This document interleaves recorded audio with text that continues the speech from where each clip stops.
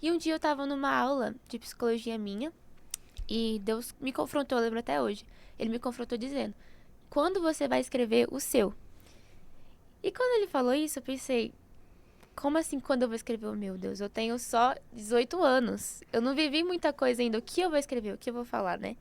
E além disso, eu fiquei pensando sobre o que eu vou escrever. Então aí foi uma semente que foi lançada no meu coração sobre escrever um livro. Isso foi em janeiro de 2024. Bom, uma vez que eu aceitei Jesus com 15 anos, eu comecei a ler muito e pesquisar muito. Eu queria aprender. Eu tava com uma sede assim, insaciável de aprender mais. Então eu comecei a ler. Teve uma época que eu passei a ler mais de 35 livros por ano.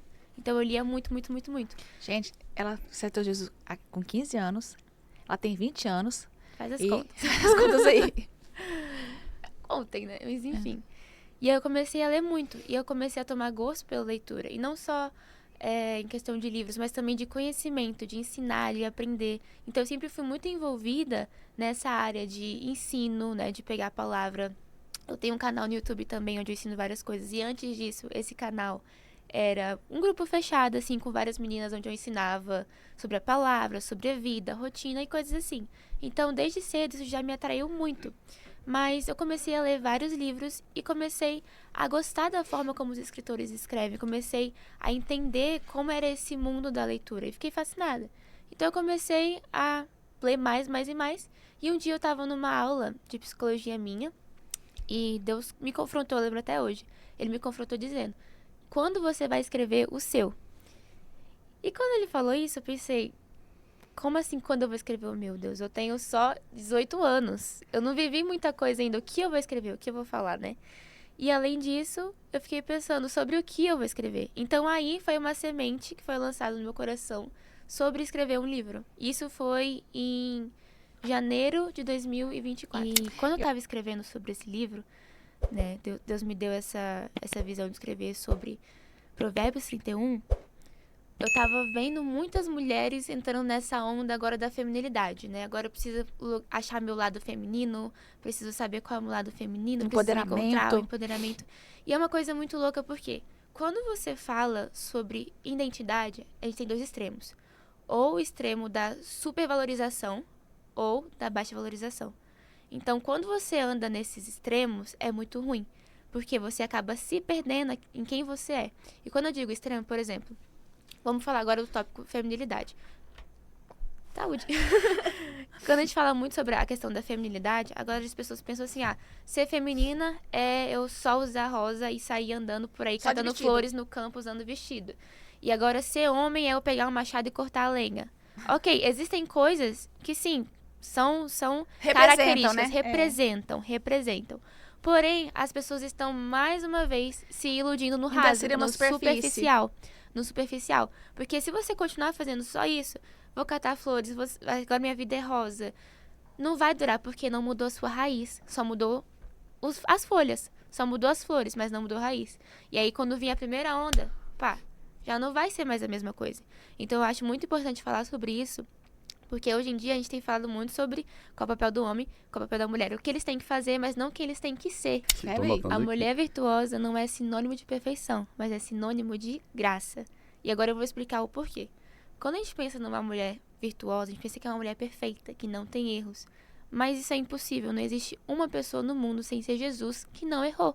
Só que a diferença é, trazendo para o que a gente conversou mais cedo, o temor do Senhor.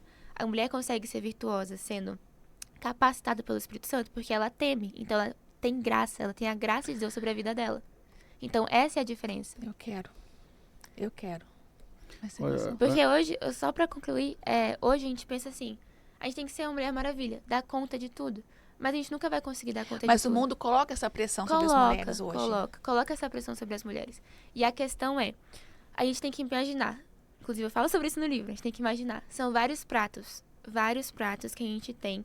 Sempre tá gerindo, né? Os nossos recursos, o nosso tempo, a nossa família. São várias áreas que a gente precisa balancear. Então, como a gente faz isso? Como é que a gente faz esse balanceamento? Como é que a gente faz esse gerenciamento de tempo, de recursos, de pessoas?